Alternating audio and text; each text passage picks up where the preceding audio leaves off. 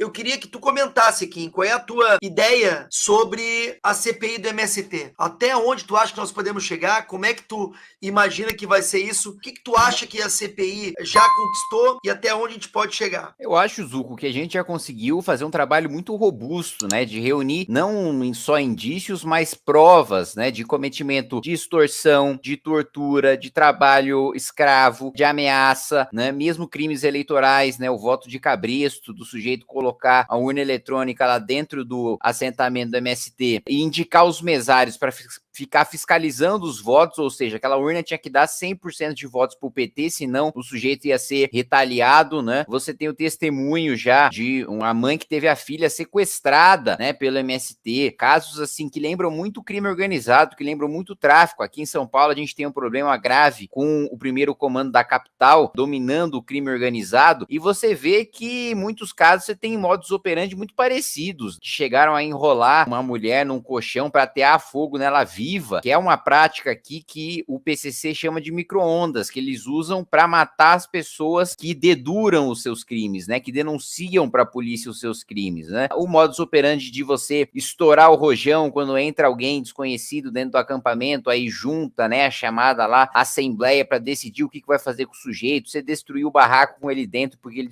discordou de liderança do movimento, tudo isso a gente reuniu, né, exame de corpo de delito, os vídeos, né, os testemunhos, as provas, os documentos, essa revelação muito grave aí recente da diligência em Alagoas, mostrando repasse direto de dinheiro público, milhões de reais em dinheiro público, né, sendo que os assentamentos estão completamente precários, né, você vê naquele casal, aquele primeiro casal que a gente escutou, deles falando que eles mesmos que tiveram que se virar para ter acesso à água, para ter acesso à energia elétrica, e se dependesse do MST, eles ficariam numa barraca sem água, sem energia elétrica, e que eles não poderiam construir nada, que eles não poderiam, né, melhorar em nada a sua qualidade de vida, porque os líderes do MST, e isso a gente escutou de todos os ex-MST que foram na CPI, a ordem do MST é passar imagem de pobreza, né? Ou seja, não é melhorar a vida do assentado, não é melhorar a vida das pessoas que precisam de um lote de terra para produzir, não, é utilizar as pessoas como massa de manobra, né? Colocar crianças e mulheres na frente. Outra coisa que a gente também descobriu, né, e obteve provas de que o MST faz covardemente, coloca mulheres e crianças na frente quando vai ter, por exemplo, uma reintegração de posse, que é para a polícia não poder atuar.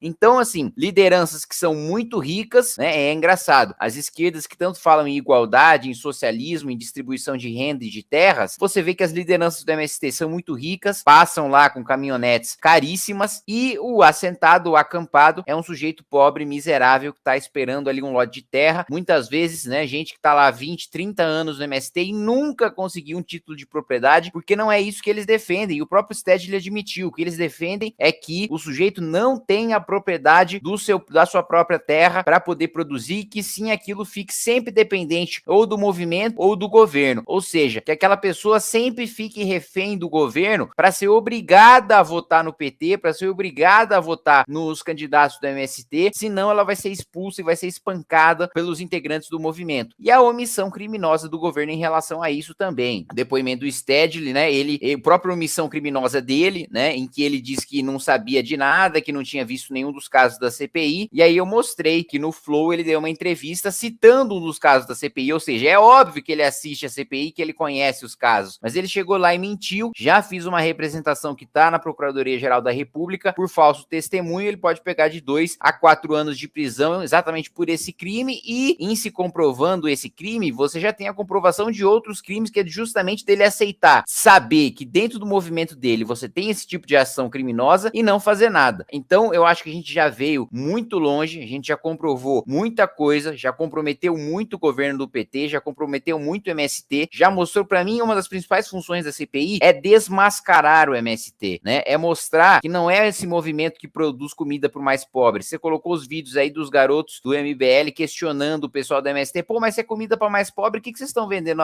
arroz a R$14 e no supermercado tá a 6? É playboy que compra, né? O que eu chamo de síndrome do rico culpado, né? Onde é que você tem as maiores votações do PSOL em São Paulo e no Rio de Janeiro? Nos bairros nobres, né? É o cara do Leblon, o cara da Vila Madalena, né? É o cara que é rico e que se sente culpado de ser rico porque ele é um herdeiro, né? Nunca trabalhou na vida, né? E acha, putz, que triste que eu nasci rico, que triste que eu tenho tanto aqui que foi um trabalho dos meus pais, mas as outras pessoas não têm. Isso significa que eu preciso votar no PSOL para resolver a desigualdade. É um negócio assim, é da que a gente chama de esquerda caviar, esquerda festiva, né? Aí aquela hipocrisia do sujeito ostentar riqueza, mas se dizer contra o acúmulo de capital, vai lá, vota no pessoal do PSOL, vota no pessoal do MST, compra o arroz orgânico do MST, e o mais pobre que é bom mesmo não tem nada de alimento, tem alimento do agronegócio e da agricultura familiar, que nós já demonstramos na CPI, que a agricultura familiar não se confunde com o MST. A agricultura familiar que produz comida e coloca comida no nosso prato, na nossa mesa, não é de assentamento do MST. Assentamento do MST é minoria na agricultura familiar. E eles querem confundir, querem falar que todo agricultor familiar é do MST, que você está contra o MST, você está contra a agricultura familiar. E não, a grande maioria dos agricultores familiares, inclusive, são contra o PT, não votam no PT. E isso eu acho que a gente está conseguindo demonstrar com muita competência aí na CPI, né? Ficam aí pregando que o MST é o responsável pela alimentação saudável do nosso país, que é o responsável por alimentar os mais pobres, né? E eu, como eu já coloquei, né? Não alimenta pobre nenhum, né? Tá comendo comida no MST. O MST tá vendendo arroz, tá vendendo a sua produção aí a 3, 4 vezes o valor que a gente encontra na prateleira do supermercado, condenando, né, os assentados à miséria, né? Ninguém aqui, eles sempre tem essa mentira, esse discurso de que a gente tá contra o pequeno produtor, de que a gente tá contra a reforma agrária. Não tem ninguém contra a reforma agrária na CPI. Todos nós somos a favor da reforma agrária, só que as pessoas têm o título de propriedade, que elas sejam emancipadas, que elas sejam libertadas das lideranças criminosas do MST, que elas não sejam reféns do governo, que elas tenham condições de viver no assentamento. O TCU mostrou a evasão nos assentamentos do PT, né, é enorme, porque o sujeito às vezes dá a terra quando dá e não dá a menor condição para o sujeito trabalhar, plantar lá, né? E a gente teve o testemunho também de ex-MST falando que tem invasões que você não tem nenhum equipamento para produzir, ou seja, que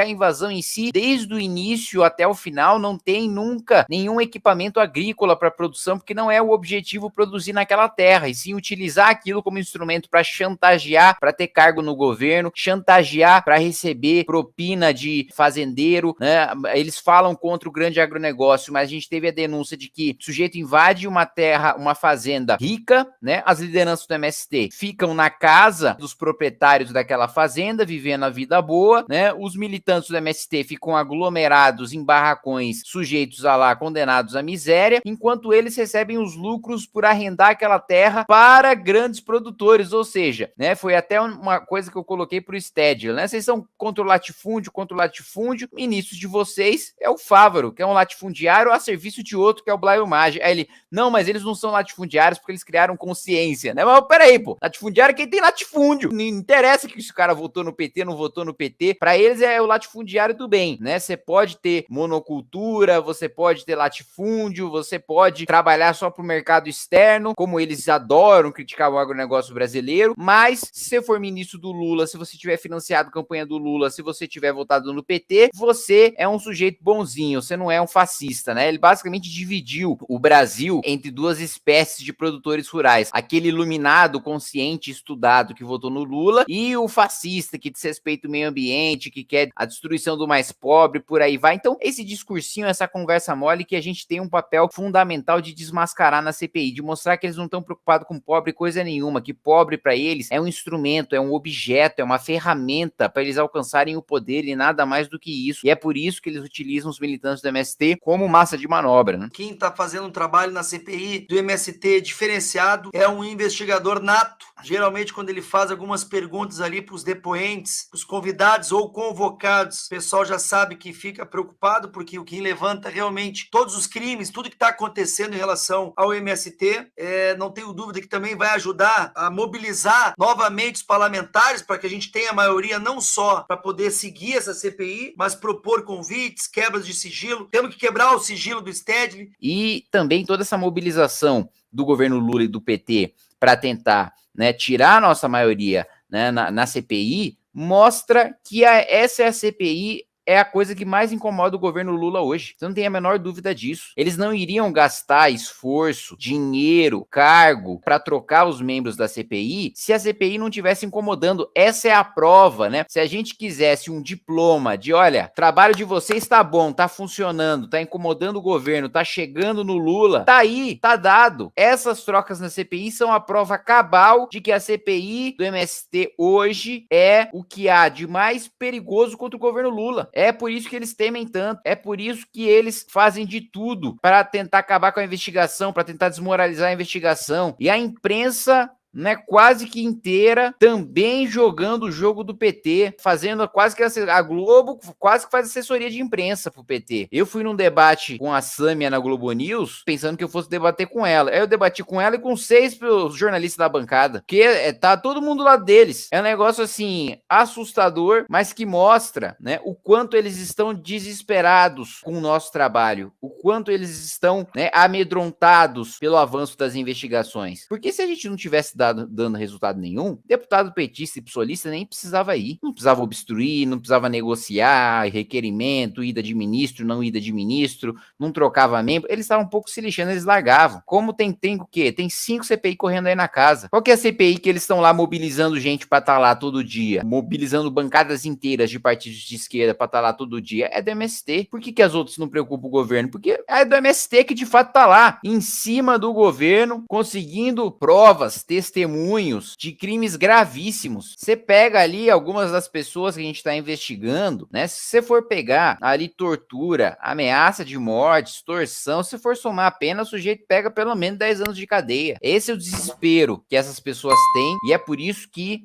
a gente não pode esmorecer, a gente não pode baixar a cabeça, apesar de todos os ataques, de toda a perseguição do governo, porque se tá doendo, se tá machucando, é porque a gente tá no caminho certo, Zuco. Fala pessoal, o negócio é o seguinte, é fundamental que você se inscreva no Clube MBL para receber os bastidores de Brasília antes dos veículos de imprensa. Você vai saber o que acontece no judiciário, no executivo, no legislativo, antes de qualquer pessoa, e vai ter acesso a todos os nossos documentários, mini documentários e votações internas do MBL. É só clicar aqui no link que você vai conseguir assinar.